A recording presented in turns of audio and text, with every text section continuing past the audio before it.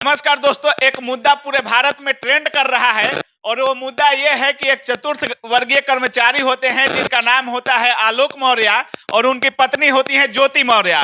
आलोक मौर्य अपने पत्नी को इतना पढ़ाते हैं कि वो एसडीएम बनती हैं और जब वो ऑफिसर ग्रेड पे ज्वाइन करती हैं उसके बाद उनका चक्कर किसी ऑफिसर के साथ चलने लगता है और उसके बाद उनको अपने चतुर्थ वर्गीय पति के साथ शर्म आने लगता है। ये मुद्दा इतना ट्रेंड कर रहा है कि इसका हिसाब नहीं है। इसी मुद्दे पर हम बात करने के लिए हाई कोर्ट के जाने माने वकील एसके मिश्रा सर के पास आए हुए हैं। सबसे पहले सर स्वागत है आपका। सर, जिस तरह से देख रहे हैं चतुर्थ वर्गीय कर्मचारी ने अपनी पूरी जी जान लगाकर अपने पत्नी को पढ़ाया और जब वो ज्वाइन करती है एसडीएम बन जाती है तो उसका चक्कर किसी होम गार्ड के ऑफिसर के साथ हो जाता है और इसके साथ चलने में शर्म आने लगता है। देखिए, पहली बात तो समझिए कि ज्योति मौर्य बिलोंग करती है वाराणसी से और ये जो आलोक मौर्य हैं इलाहाबाद में सफाई कर्मी हैं। इन दोनों का रिश्ता तकरीबन 2009 में शुरू हुआ था। फेसबुक चैट वगैरह से लोग मिले थे और शादी उदी हुई इनकी 2010 में शादी इनकी हुई। उस समय ये कुछ थी नहीं, लेकिन पढ़ने की इच्छा थी और ऐसा सुनने में आया कि बड़ा मेधावी छात्रा रही थी वो। तो इसके पति यानी आलोक मौर्य ने अपने जो उसकी चतुर्थ वर्ग की कमाई रही होगी उस कमाई से इसको पढ़ाया, इवन कोचिंग भी कराया। एक इत्तेफाक रहा कि 2011 में ये वहाँ की जो वैकेंसी निकली अध्यापिका का, शिक्षिका का, उस पर इनका बहाली हो जाता है। लेकिन एक दुर्भाग्य रहा कि हाईकोर्ट ने उसको स्टे कर दिया उस बहाली को। उसके बाद 76,000 टीचर्स की वैकेंसीज फिर क्रिएट की गई और उसमें इनका सिलेक्शन फिर हुआ और ये अध्यापिका बन गई। लेकिन चूंकि पढ़ने में मेधावी थी, मेहनती थी और इसको नकारा नहीं जा सकता है। और बाद में उसके पति आलोक मौर्य ने चाहे जहां से भी हो बेचारा मेहनत किया, अपने घर को बेच के चाहे जहां से भी हो पैसा इकट्ठा किया, इनकी कोचिंग कराया और वो सिविल सर्विसेज में इनका हो जाता है और उसके बाद इनकी पोस्टिंग एसडीएम हो जाती है। ये घटना 11 के बाद की है और 14 के बाद इनका संपर्क हो जाता है मनीष दुबे के नाम के इंसान से, जो आजमगढ़ का होता है। तो मनीष दुबे से इनका चैटिंग शुरू होता है और फेसबुक फ्रेंड बन जाते हैं वो। धीरे धीरे विभागीय इन लोग अपना मिलना जुलना शुरू हो जाता है। फिर काफी इंटीमेसी बढ़ जाती है और इंटीमेसी यहाँ तक बढ़ जाती है कि अब वो अपने पति को छोड़ने को तैयार हो जाती है। आलोक मौर्य को यह बात जब मालूम होती है तो वो तमाम अधिकारियों से मिलता है, चाहे होम कमिश्नर हो, डीजीपी हो। ये basically Manish Dubey home guard का कमांडेंट है। हालांकि वो आईपीएस रैंक का अधिकारी है लेकिन कमांडेंट है होम गार्ड में वो। और उसका अगर अपना देखा जाए तो जहां तक हमको सुनने में फीडबैक मिला है वो चारित्रिक रूप से काफी गिरा हुआ आदमी है और वो कई महिलाओं, कई लड़कियों का यौन शोषण पहले भी कर चुका है। रिसेंटली एक संकेती नाम की कांस्टेबल है, उसने भी इस पर आरोप लगाया है यौन शोषण का। तो ये चीज पता नहीं कैसे ज्योति मौर्य को नहीं मालूम है या मालूम हो तो फिर उसको इग्नोर कर रही है वो कि भाई हमको आईपीएस मिल गया है और हम। तो दोनों के बीच एक अंडरस्टैंडिंग डेवलप होती रही और ये बेचारा जहां तहां दौड़ता रहा। कमिश्नर के यहाँ गया, डीजीपी के यहाँ गया, एसपी के यहाँ गया, होमगार्ड के अधिकारियों से मिला वो, लेकिन कहीं इसकी फरियाद नहीं सुनी गई। अंत में ये आदमी टूट गया और इस बीच में ज्योति मौर्य ने भी इसको इग्नोर करना शुरू कर दिया और बाद में यहाँ तक बात आई कि उसने ये कह दिया कि तुम हमको छोड़ सकते हो या हम तुमको छोड़ सकते हैं, लेकिन हम मनीष दुबे को नहीं छोड़ेंगे और वो मनीष के साथ रहना चाहती है। बस यही मामला है। अब आलोक मौर्य जो है कंप्लेन का दर्ज करते हैं कि हमारी पत्नी होते हुए इन्होंने दूसरे के साथ चक्कर चलाया और हमको इग्नोर किया वो ठीक है, लेकिन हमारे 2 जुड़वे बच्चियों तक का इन्होंने ख्याल नहीं रखा और उनका भी कोई मतलब आज तक मातृत्व का जो एक होता है, ममता होता है, इसने आज तक कभी नहीं दिया। तो ऐसे एसडीएम को, ऐसे जो लोग आगे बढ़ते हैं जिनके पति इतना कुछ करते हैं, उनके लिए यूज और थ्रो वाली बात नहीं लग रही है सर? देखिए, एक बात समझिए, वो जो लड़की है ज्योति मौर्य, वो अपनी दोनों जुड़वा बच्ची को अपने साथ ले गई है और ये उसका कानूनी अधिकार है, क्योंकि कानूनी रूप से जो फीमेल चाइल्ड होती है वो माँ के साथ ही रहती है, माँ को ही मिल जाता है। वो तो अपने बच्चे को लेके गई है। इतना रो रहे हैं आलोक मौर्य, इतना रो रहे हैं मीडिया में आकर के हमें कोई इंसाफ दिला दीजिए, कुछ भी करा दीजिए, हमें इंसाफ दिला दीजिए। उनका यह भी कहना था कि हमने व्हाट्सएप चैट इसलिए लिख किया कि उनकी जब वो तलाक का पेपर लाई तो हमने मुआवजा के रूप में 20 लाख रुपया या घर मांगा था, लेकिन 20 लाख या 50 लाख मांगा था उन्होंने, वो भी देने से इनको इनकार कर दी। ये बोल रहे थे कि हमारा काफी कुछ खर्चा हुआ है, इनको यहाँ तक पहुंचाने में हमने काफी कुछ संघर्ष किया है और हर चीज को लात मार कर ये हमको लात मार के फेंकना चाहती हैं, यहाँ तक कि दोनों लोग मिलकर हमको जान से मारना चाहते हैं।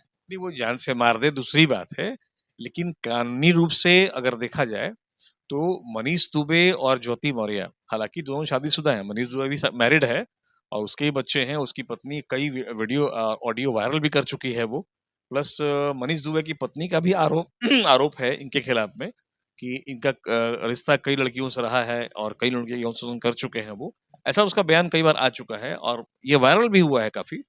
तो चूंकि दोनों ही मैरिड हैं और दोनों ही अपना फैसला ले सकते हैं, ऑनरेबल सुप्रीम कोर्ट ने इन चीजों की मनाही नहीं, अब तो आप समझ रहे हैं लिविंग रिलेशनशिप आ चुका है, जब तक कि महिला को ऑब्जेक्शन नहीं हो आप कुछ नहीं कर सकते हैं उसको, अगर दोनों राजी हैं तो मेरे ख्याल से डिपार्टमेंटल प्रोसीडिंग पर चल सकता है अगर ये वहां का, लेकिन जब तक वो ज्योति मौर्य अगर वो कंप्लेन नहीं करती है मनीष दुबे के खिलाफ में तो कोई कार्रवाई इन पर नहीं की जा सकती है। सर, इसका क्या गारंटी है कि जिस तरह से मनीष दुबे महिलाओं के साथ खेलते रहे हैं, आगे चलकर ज्योति मौर्य के साथ नहीं खेलेंगे? ये मनीष दुबे से पूछना होगा।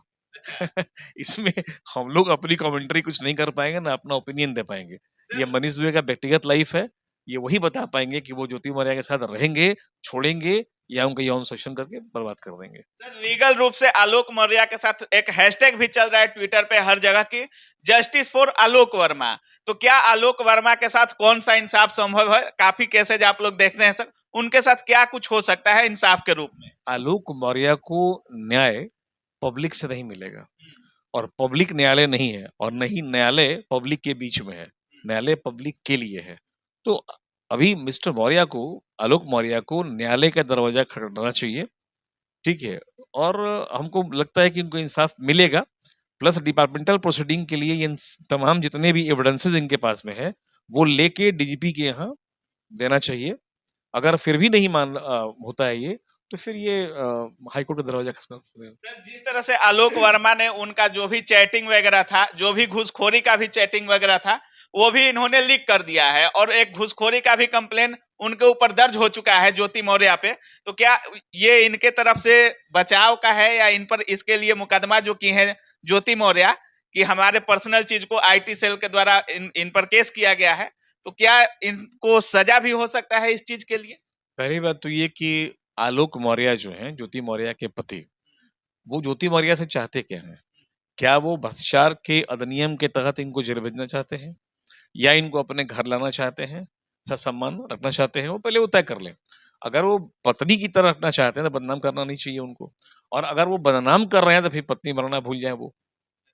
तो अगर वो कोई स्कैम या कोई अगर ब्राइबरी का या कोई इस तरह का पैसे के लेन-देन के अगर वीडियो वायरल कर रहे हैं वो, तो अपनी पत्नी को ही बदनाम कर रहे हैं। तो फिर वो ये नहीं कह सकते हैं कि हमारी पत्नी को घर में रखेंगे या हम उनके साथ रह सकते हैं। इसका मतलब ये कहीं न कहीं इनका मोटिव है कि पत्नी से अलगाव हम चाहते हैं। है कि काफी लोगों का मानना है कि जो इस तरह का केस है जिसके लिए कोई अपना पूरा जीवन संघर्ष करता है और जब उसको मुकाम तक पहुंचा देता है और फिर उसको लात मारता है, दूसरा व्यक्ति जब पहले को लात मारता है, तो इसके लिए नियम में परिवर्तन होना चाहिए और ज्योति मौर्य जैसे केसेज में इन लोगों को सजा होनी चाहिए। आप क्या मानते हैं सर? बिल्कुल सजा होनी चाहिए, लेकिन आलोक मौर्य ने क्या न्यायालय का दरवाजा खटखटाया? ये पहले पता कीजिए। क्या कौन सा केस किया गया है? क्या वो कोई स्कैम का केस किए हैं, घूस लेने का केस किए हैं, वो चारित्रिक पतन का केस किए हैं, या अपनी पत्नी का व्यभिचार का केस किए हैं? वो कैसा केस किए हैं वो? तो ये दौड़ रहे हैं पब्लिक के बीच में, वो आ रहे हैं मीडिया ट्रायल करवा रहे हैं, वो दौड़ रहे हैं किसी पुलिस अधिकारी के यहाँ, जहाँ कोई, अरे भाई न्यायालय में आप आइए ना, आप न्यायालय में उनके खिलाफ मुकदमा लाइए, आपको न्याय मिलेगा। और ऊपर से इन पर ही केस कर दी है ज्योति। बिल्कुल सही बात है। ये भारत में आप बताइए पुरुष का कहीं कोई थाना है क्या? कोई पुरुष आयोग, कोई पुरुष थाना, कोई पुरुष के लिए हेल्पलाइन? सब महिलाओं के लिए, महिला हेल्पलाइन, महिला थाना, महिला व्यभिचार, महिला यौन उत्पीड़न, महिला आयोग, सब महिलाओं के लिए है। तो महिला जो बोलेगी मानना ही होता है, ठीक है। अब पुरुष, अब देखिए 498 सेक्शन जो हम लोग के यहाँ है, जो महिला कह देगी कोर्ट वही करता है। आप लाख चिल्लाते रहिए, कुछ नहीं होगा, आपके समर्थन में कोई जज नहीं खड़ा हो पाएगा। जब तक ये न्यायालय का दरवाजा नहीं खटखटाते हैं, इनको इंसाफ मिलने वाला नहीं है। देखिए हमारे जो संघीय व्यवस्था है, अगर इसमें हमारा पार्लियामेंट या हमारे जितने भी सांसद हैं, इवन सुप्रीम कोर्ट भी, जब तक कि इस न्याय प्रणाली में कुछ बदलाव नहीं लाएगा, तब तक आम आदमी को न्याय मिलना मुश्किल है। सर, उन युवाओं के लिए क्या बोलना चाहेंगे जो इस तरह के केसेस झेल रहे होंगे?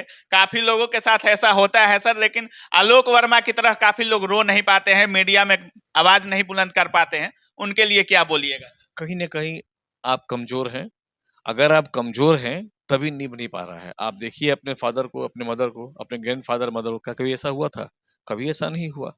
तो साक्षरता या नौकरी ले लेना या आईएएस बन जाने से अपने संस्कार को भूल जा रहे हैं आप, तो कहीं न कहीं जड़ कमज़ोर था आपका। कहीं न कहीं आलोक मौर्य की भी कमज़ोरी कहीं रही होगी, जिसका फ़ायदा इसने उठाया।